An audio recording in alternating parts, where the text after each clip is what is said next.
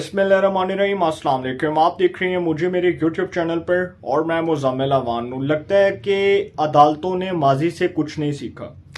पहले इस्टेब्लिशमेंट ने हुकूमतों को बरतरफ किया, कभी मार्शल लॉ के ज़रिए हुकूमतों के तख्ते उल्टे, कभी मार्शल लॉ के ज़रिए हुकूमतों को काम करने से रोका गया, कभी अदालतों को इतना पोलिटिसाइज होना पड़ा कि वो पाकिस्तान के सियासी मामलात में इंटरफेयर करती रहीं। वज़राए आज़म जो हैं उनको डिसक्वालीफाई किया गया, हुकूमतों को बरतरफ किया गया। तो इस्टेब्लिशमेंट और अदलिया बेसिकली इस पाकिस्तान में अपना एक किरदार अदा कर चुके हैं, एक रोल प्ले कर चुके हैं। और मैं बहुत अदब और बहुत एहतराम के रिश्ते के साथ ये बात कह रहा हूँ कि वज़ीर आज़म पाकिस्तान का कोई भी हो और कोई भी शख्स हमारा मुखालिफ है, हमारा हमायती है, लेकिन उसको अदालती फ़ैसलों के ज़रिए निकालना या उसको अदालती फ़ैसलों के ज़रिए फ़ारिग करना या उसके इक़्तिदार को अदालती फ़ैसलों के ज़रिए या मार्शल लॉ के रास्तों के ज़रिए उसको हटाना, मैं समझता हूँ कि ये एक गैर आइनी और गैर जमहूरी तर्ज़ अमल है। वज़ीर आज़म आज़ाद कश्मीर सरदार तनवीर इलियास साहब से मुझे एक दफ़ा नहीं 1000 दफ़ा इख्तलाफ रहा। उनकी आइडियालॉजी से इख्तलाफ रहा, उनके किरदार से इख्तलाफ रहा, उनकी सियासत से इख्तलाफ रहा, लेकिन उसके बावजूद मैं ये बात करता हूँ कि उनको गलत बुनियादों पर डिसक्वालीफाई किया गया। उनको किसी टेक्निकल बेस, जिसको वो टेक्निकल बेस बनाकर डिसक्वालीफाई किया गया। मैं नहीं समझता कि ये अदलिया की तौहीन है। और आज़ाद कश्मीर जो मैं समझता हूँ कि उसकी अदालत ने एक ऐसा मुतनाज़ फ़ैसला दिया कि जो आज़ाद कश्मीर की हाई कोर्ट है उसने वज़ीर आज़म आज़ाद कश्मीर सरदार तनवीर इलियास साहब को डिसक्वालीफाई कर दिया। इलेक्शन कमीशन ऑफ पाकिस्तान ने अदालती फ़ैसले के जो है वो ऊपर अमल पैरा होते हुए उनको उनकी सीट से जो है वो रिमूव कर दिया। उनको बतौर जो वज़ीर आज़म और बतौर रुकने असम्बली डी नोटिफाई कर दिया गया। अब ये जो फैसला है ना, इस फैसले के ऊपर वैसे तनकीद तो बहुत हो रही है, लेकिन मैं आपको इसके ऊपर जाकर कुछ जो मेन पॉइंट्स हैं वो आपके सामने जाकर रखूंगा और बताऊंगा कि उनको किन बेसिस के ऊपर डिसक्वालीफाई किया गया। बेसिकली हमने माजी से नहीं सीखा, माजी से सबक ही नहीं सीखा। हमारे पाकिस्तान में एक वज़ीर आज़म जो ऐवान के मुंतखब करदा वज़ीर आज़म थे, जिनके ऊपर ऐवान का एतमाद था, जिनके ऊपर उनके हल्के के लोगों का एतमाद था, सैयद यूसुफ रज़ा गिलानी, जो 2008 में पीपल्स पार्टी की हुकूमत बनने के बाद वज़ीर आज़म पाकिस्तान बने, उनको एक अदालती फ़ैसले के ज़रिए हटा दिया गया। और उस वक्त के जो इफ्तिखार चौधरी साहब, खैर उनको क्रेडिट पेश करना चाहिए उस वक्त की गवर्नमेंट को, पाकिस्तान पीपल्स पार्टी की हुकूमत को, जो ये रोते रहे और जो ये कहते रहे कि ये जो इफ्तिखार चौधरी है ये कल को हमारे लिए बहुत ख़तरनाक साबित होगा, इसके फ़ैसले बहुत ख़तरनाक होंगे। तो उस टाइम बहुत से लोगों को ये गुमान था कि जी कोई बात ही नहीं है, कोई मसला ही नहीं है। लेकिन वो इफ्तिखार चौधरी साहब जो हैं जी, वो उस वक्त के वज़ीर आज़म को, यूसुफ रज़ा गिलानी साहब को डिसक्वालीफाई करते हैं, 5 साल के लिए उनको नाअहल करार देते हैं। उन्हीं का बेंच बनता है, जस्टिस नासिरुल मुल्क साहब की सरबराही में एक लार्जर बेंच बनता है, और वो लार्जर बेंच जो है वो यूसुफ रज़ा गिलानी साहब को बतौर वज़ीर आज़म डिसक्वालीफाई कर देता है, उनको नाअहल करार दे देता है। वो फैसला आता है कि जी till the rising of the court, मतलब वज़ीर आज़म जो है वो वोट लेकर आए अपने हलके से, उसके हलके के लोग उसको इलेक्ट करें,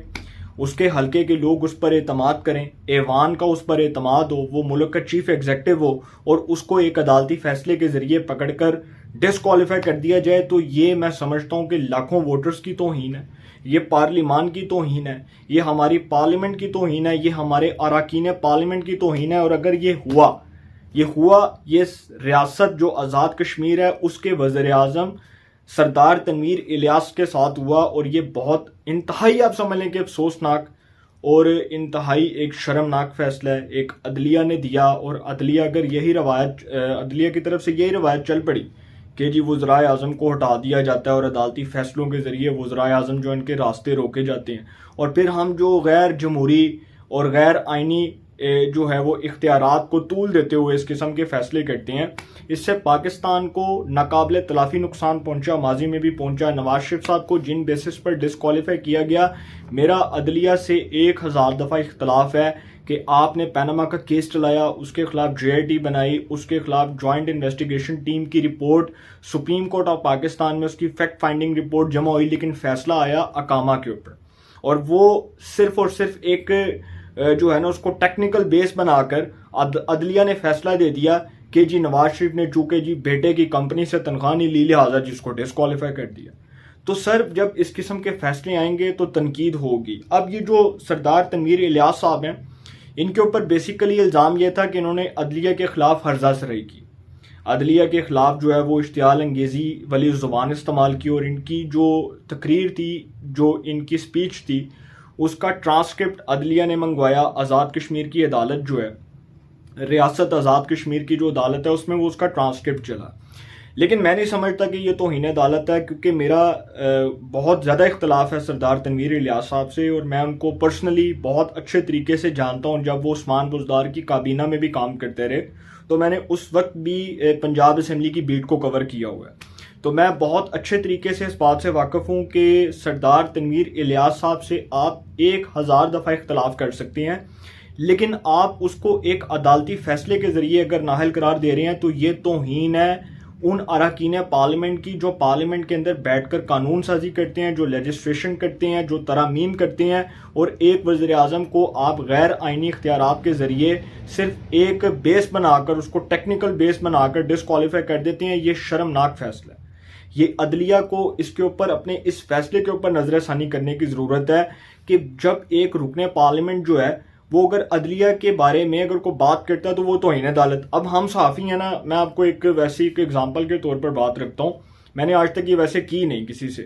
میں عمران شفقت صاحب کو بہت کلوز سے جانتا ہوں، اور وہ جب سے پاکستان کے جید صحافیوں میں شمار ہوتے ہیں، میں تب سے ان کو دیکھ رہا ہوں، وہ فیلڈ رپورٹنگ کے اندر ان کا ایک بڑا نام رہا۔ عامر میر صاحب جو حامد میر صاحب کے بھائی ہیں، جو اس وقت نگران وزیر اطلاعات و نشریات ہیں، کیئر ٹیکر منسٹر ہیں پنجاب کے، وہ اور جو سید عمران شفقت صاحب ہیں، ان کے خلاف جس طرح سے FIA کو استعمال کیا گیا، اور جس طرح سے FIA کو ہراساں کیا، FIA نے ان کو ہراساں کیا، ان کے گھر سے آ کر ان کو پکڑا، میں سمجھتا ہوں کہ یہ توہین ہے۔ اگر کوئی صحافی عدلیہ کے کریکٹر کے اوپر بات کر رہا ہے، اگر کوئی صحافی عدلیہ کے جو ہے اختیارات کے اوپر بات کر رہا ہے، اگر ایک عام بندہ یہ عدلیہ کے اختیارات کے اوپر بات کر رہا ہے، تو یہ توہین عدالت نہیں ہے، یہ کنٹیمپٹ آف کورٹ نہیں ہے۔ اگر عدلیہ نے یہ پریسیڈنٹس، یہ مثالیں قائم کر لی ہیں کہ جی ہمارے پہ کوئی بات کرے گا تو وہ توہین عدالت ہے، تو اٹ ڈزنٹ مین کہ توہین عدالت ہے۔ توہین عدالت وہ ہے جس میں عدلیہ کے خلاف اگر کوئی کسی کو بغاوت پر اکسا رہا ہے، اگر کوئی غلط زبان استعمال کر رہا ہے، اور اگر کوئی عدلیہ کو گالم گلوچ کر رہا ہے یا ججز کو تھریٹ کر رہا ہے، تو آپ توہین عدالت ایک دفعہ نہیں 1000 دفعہ لگائیں۔ پھر میرا آپ سے اختلاف نہیں ہے، پھر میرا ان لوگوں سے اختلاف ہے جو توہین عدالت کر رہے ہیں۔ لیکن اگر کوئی صحافی بولتا ہے رات کو میڈیا پر آ کر، تو جی وہ ایک سپریم کورٹ کے جج ہوا کرتے تھے جسٹس اعجاز افضل صاحب، اور ایک جج ہوا کرتے تھے جسٹس عظمت سعید شیخ صاحب۔ یہ جی ثاقب نثار صاحب کے دور میں انہوں نے ایک بڑا ہی متنازع کوئی فیصلہ دیا تھا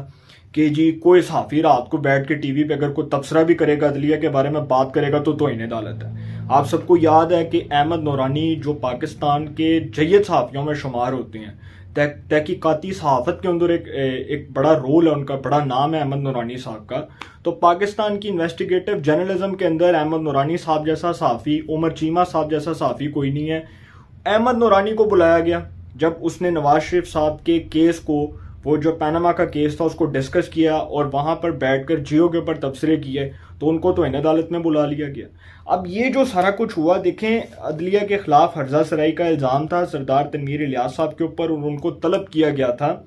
اور انہوں نے عدلیہ سے جب معافی مانگ لی تو میں سمجھتا ہوں کہ یہ معاملہ ختم ہو گیا، اور یہ معاملہ ختم ہو جانا چاہیے تھا۔ ڈیفینیٹلی عدلیہ بھی بڑے پن کا مظاہرہ کرے۔ میں عمران خان صاحب ہیں، شہباز شریف صاحب ہیں، زرداری صاحب ہیں، اگر کل کو کوئی بھی وزیر اعظم بنتا ہے، اگر اس کو عدالت کے ان فیصلوں کے ذریعے نااہل قرار دیا جاتا ہے، تو میں سمجھتا ہوں کہ میں وہ پہلا صحافی ہوں گا جو اس کی مذمت کروں گا۔ عمران خان سے مجھے 1000 دفعہ اختلاف ہو سکتا ہے، میں بالکل کروں گا، لیکن یہ اس بات کے اوپر میں عدلیہ سے اختلاف کروں گا کہ ان کو اگر کسی ٹیکنیکل بیس کی بنیاد پر، یا اس کو کسی چیز کو بنیاد بنا کر ان کو ڈسکوالیفائی کیا جائے گا، تو سر پھر ہم صحافی بولیں گے، پھر ہم پروٹیسٹ کریں گے، کہ کل کو یہ جو ہے وہ الزام کسی اور پر بھی لگ سکتا ہے. یہ جب گیلانی صاحب کو ڈسکوالیفائی کیا گیا تھا تو نواز شریف صاحب کو نہیں پتا تھا کہ ان کے ساتھ یہ ہوگا. نواز شریف صاحب بھی ڈسکوالیفائی ہوئے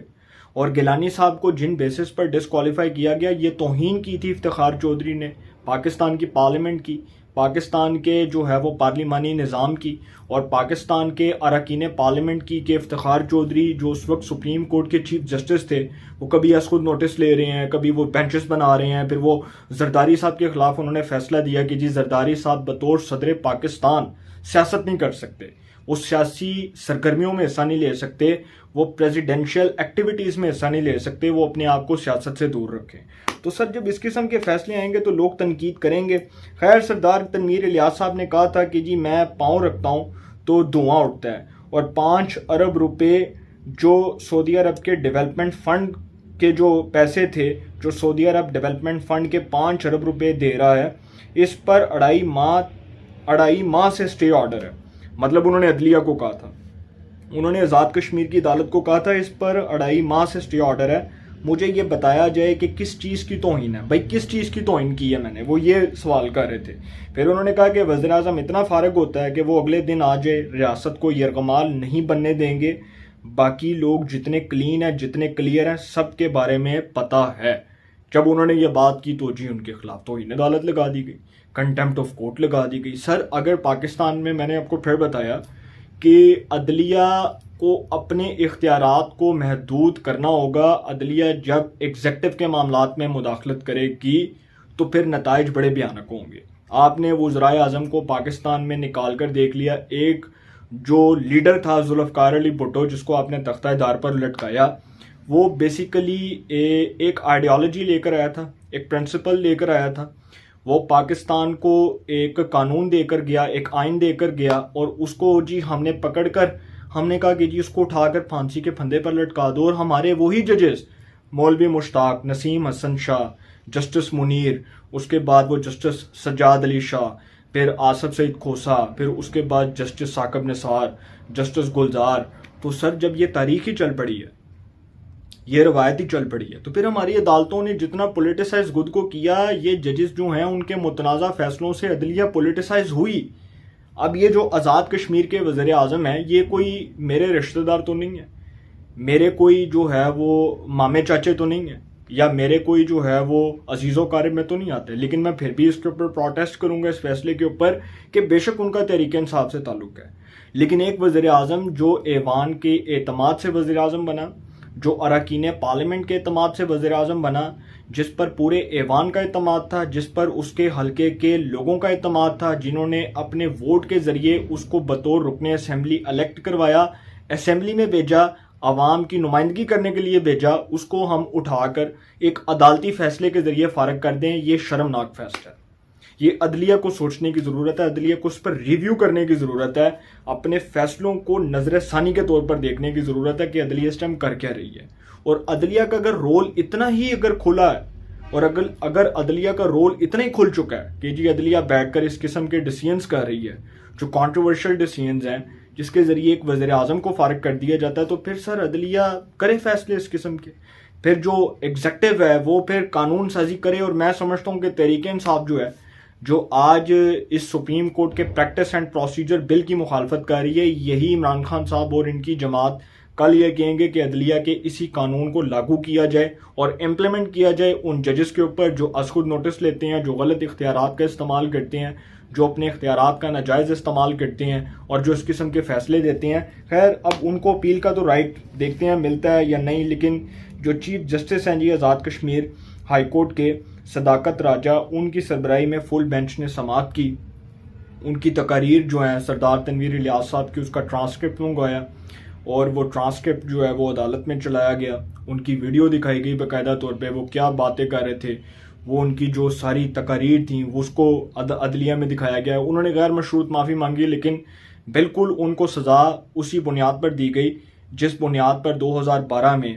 پاکستان کے سابق وزیر اعظم یوسف رضا گیلانی کو عدالتی برخاست کی بنیاد پر سزا سنا دی گئی تھی, اور کہا گیا تھا کہ جی till the rising of the court. اور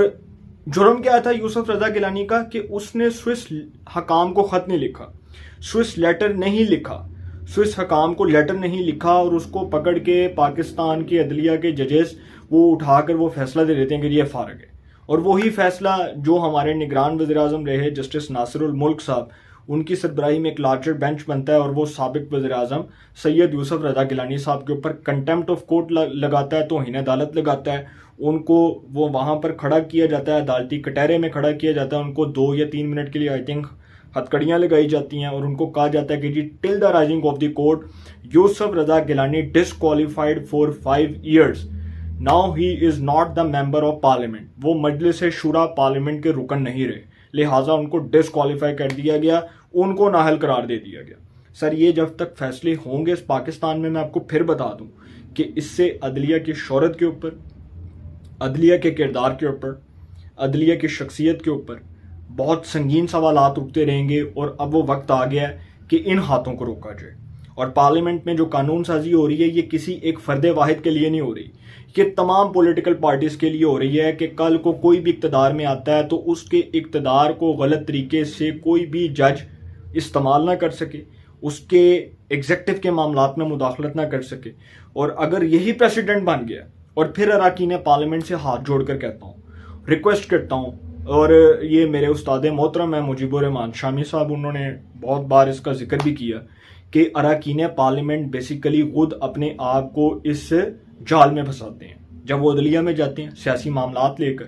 جب وہ عدلیہ میں جاتے ہیں اس قسم کے معاملات کو ڈسکس کرتے ہیں، جب وہ پٹیشنز دائر کرتے ہیں ایک دوسرے کے خلاف، تو سر پھر اس طرح کے فیصلے آتے ہیں. اور جو فیصلے آ رہے ہیں بدقسمتی ہے ہمارے ملک کی کہ یہ ہمارے ملک کو ناقابل تلافی نقصان پہنچا رہے ہیں. ہمیں اب اپنے آپ کو بطور پولیٹیشین بھی جسٹیفائی کرنا ہے، بطور صحافی بھی جسٹیفائی کرنا ہے، بطور ایک جو ہے وہ فرد واحد کے بھی جسٹیفائی کرنا ہے. اور ہمیں بتانا ہے